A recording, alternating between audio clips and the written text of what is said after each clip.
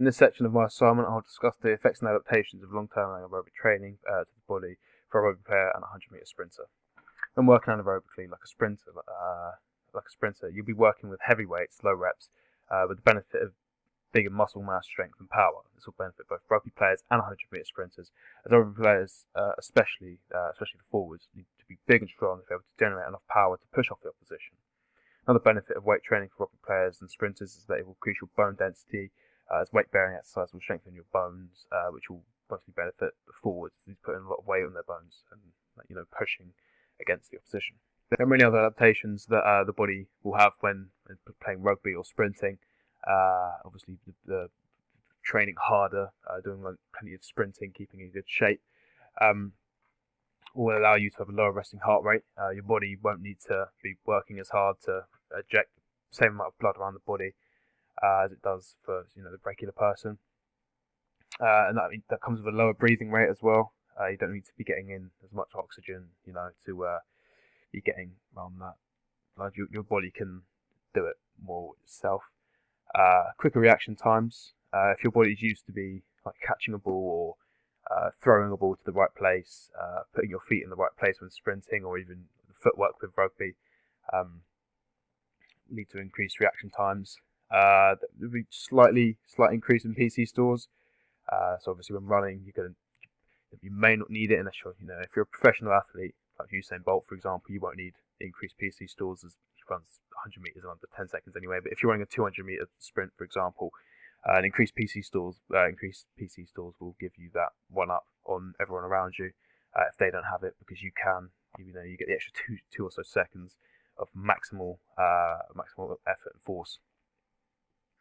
Other things that will adapt to our training will be VO2 max, anaerobic threshold, which I'll go on to later, anaerobic power, and obviously strength, like I've mentioned, muscular endurance. All of these things will just help any athlete in any part of their game, just throughout. Obviously, muscular endurance and strength for a rugby player is crucial, along with a sprinter. They need the strength to be able to push hard when running or pushing against the opposition.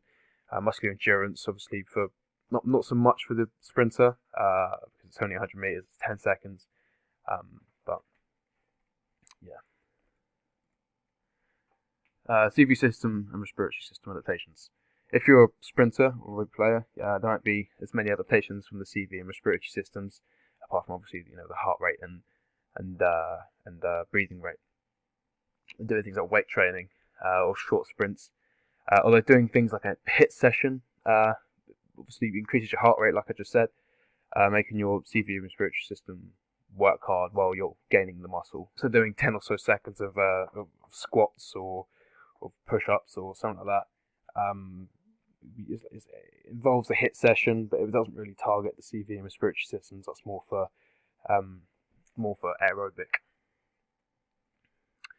Now, we're talking about the neuromuscular system and its adaptations due to anaerobic exercise. There is a list of adaptations that can occur, such as increased hypertrophy of your FOG and FG muscle fibers, the increased hypertrophy of your fast oxidative glycolytic and fast glycolytic muscle fibers will lead to increased power when sprinting or pushing against the opposition in a scrum, for example.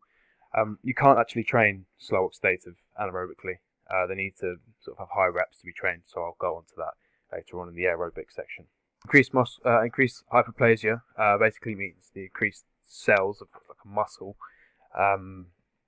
increased muscle fibers, the cells in the muscle fibers, leading to increased force production, which will then increase tendon strength is another one. If you're gaining stronger muscles from hypertrophy and hyperplasia, you're going to need the stronger tendons to be able to actually keep up with the muscles. If your tendon strength doesn't increase along with your strength, very high risk of injury. Increased glycogen stores obviously give you more energy, allowing you to run. It allows you to generate more ATP or something like that, so you can run very maximally and you won't sort of get tired out very quickly. Increased neural pathways, they become more direct when training. Increase the speed of action protocol reaching muscles, which means increased reaction time. So I've spoken before on muscle fibers and how they're recruited in different types of exercise. The graph on the left has very little training. The fast glycolytic fibers are not worked very hard, and you can see they don't produce much power. There's only a peak of 10.22 kilos per watts per kilogram. Sorry. There's a considerably less recruitment of motor units in the first graph. I mean, there's less impulses flowing down motor units to produce the force generation to exert the power to ride on here. So there isn't many being sent through, or enough muscle basically there. And then after here we've got 3 months of training. You can see there's a much bigger recruitment of motor units, meaning there's more impulses being sent down the motor units. Like I said, there's much more training on this. Fast glycolytic fibers have been worked very heavily. The peak power has increased by just under 5 kilos. If we can recruit more motor units, we are able to essentially switch on more fast glycolytic and fog muscle fibers, meaning a higher power output, which is obviously what we can see here in comparison to that one. Fog fibers are large in diameter, have a medium amount of muscle fibers per neuron.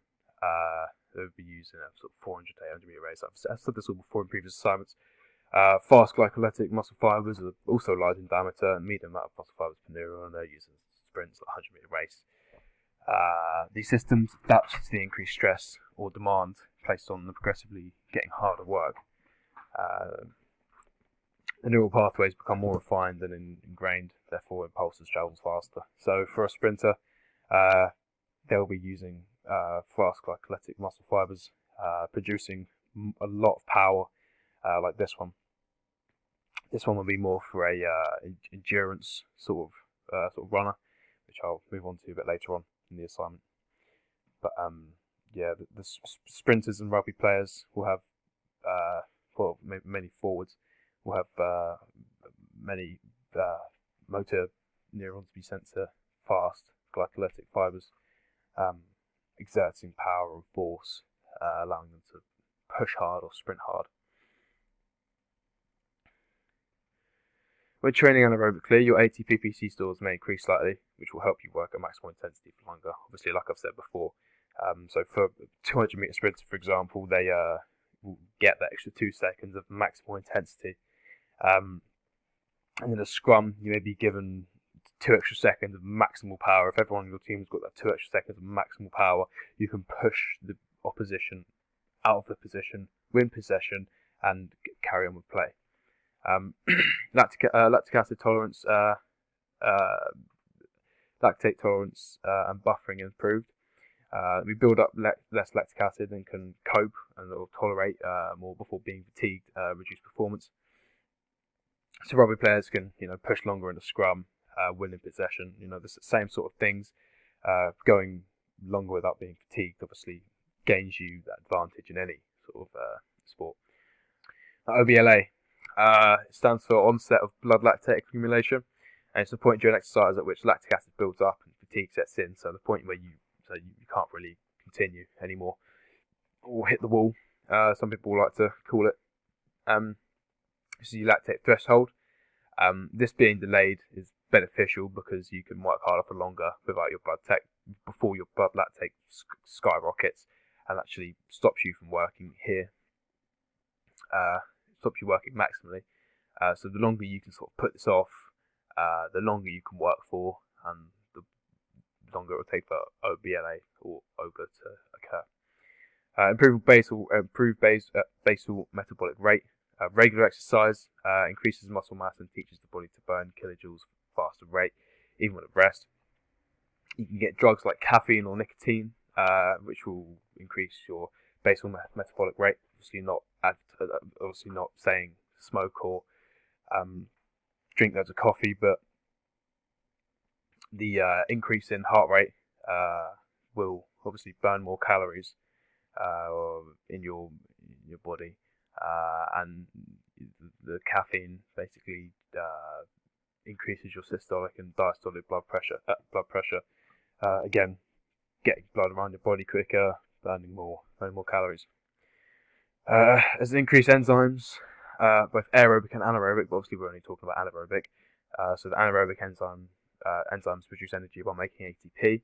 Having a large amount of enzymes means more ATP can be produced, meaning you have more energy to keep going. Anaerobic enzymes increase to control the anaerobic phase of the glucose breakdown. Once again, this means more energy will be produced, more ATP will be produced, working for longer, basically. Lactic acid and tolerance buffering, OBLA, like I've said before, up there. Glycogen stores, having an increased glycogen store basically just means you can generate more ATP, meaning you can work harder for longer, and obviously an increased ATP PC stores gives runner or rugby player, like I've already mentioned, the extra two or so seconds when running, giving you the advantage in the game. This skeletal system, it's obviously important, very important to the body. Facilitates movement, protects internal organs, and obviously just gives structure. When playing a sport like rugby, your organs will obviously need protecting as much as possible. It's a very full-on contact sport that can result in very serious injury if not played correctly and safely. And if you haven't built up the sort of bone density and strength, along with your muscular strength and sort of endurance, to be pushing a scrum or to be able to allow your body to take the impact when running into someone, or someone running into you, making a tackle, you can end up with very serious injuries. So almost training your skeletal system and preparing it for things like this is crucial in a game like rugby. The same sort of applies with sprinting, maybe not as much, but for a marathon, which I'll go on later on, your body will need to sort of get used to the consistent clashing together. If we were to train 3 to 4 times a week for 2 to 3 months, 3 to 4 times a week, for 2 to 3 months, we would see many adaptations to the skeletal system. These would consist of increased calcium stores. Calcium levels will determine how dense your bones are. Obviously, having denser bones means you can take either impact when making a tackle in rugby, for example, without them breaking. So like I was mentioning, you sort of need that strength to be able to play the game. Increased osteoblast, osteoclast, and osteocyte activity. Bones will be a lot stronger, basically. Osteoblasts are large cells responsible for the synthesized mineralization of the bones during both initial bone formation and later bone remodeling. Osteoclasts make and secrete digestive enzymes that break up or dissolve the bone tissue, and then take up or absorb the bone debris and further break it down inside the cell. Finally, osteocytes continue to form bone to some degree, which is important in maintaining strength and health of the bone matrix, basically keeping your bones healthy. Increased collagen and tendon strength. This will obviously help with extra strength that you need to be a rugby player or a sprinter.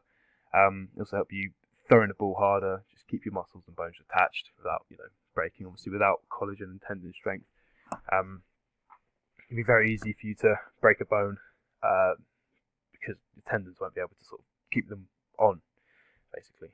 Increased stretch of ligaments, especially for a sprinter, allows you sort of a wider range of movement, giving you an anatomical advantage, because if you can actually move your legs in a wider sort of range of movement, it gives you that extra advantage. Cartilage thickness. This will decrease the chance of osteoarthritis. It is cartilage which separates the bones and gives you smooth elastic tissue cover over the bones. If trained too hard, the cartilage will erode away and will eventually lead to the bones clashing together, which is what osteoarthritis is. It will get osteoarthritis in the later stages of life and will prevent you from getting up out of your chair or even bending over, just simple everyday things. Repetitive weight-bearing exercises to help increase and maintain bone density as the load places stress on the bone. Stimulating the growth of new bone tissue and slowing bone loss. Another thing that can cause osteoarthritis is how well conditioned your joints are. So whether you're taking care of your body basically as you're getting older. As you get older, older people tend to lose independence. So ensuring that you get the right amount of exercise will help you see through life without having any major skeletal health problems like osteoporosis, which is basically brittle bones. You very easily break bones, and you don't really want that. So making sure you're taking care of yourself the whole way through your life is crucial to everyone on the planet.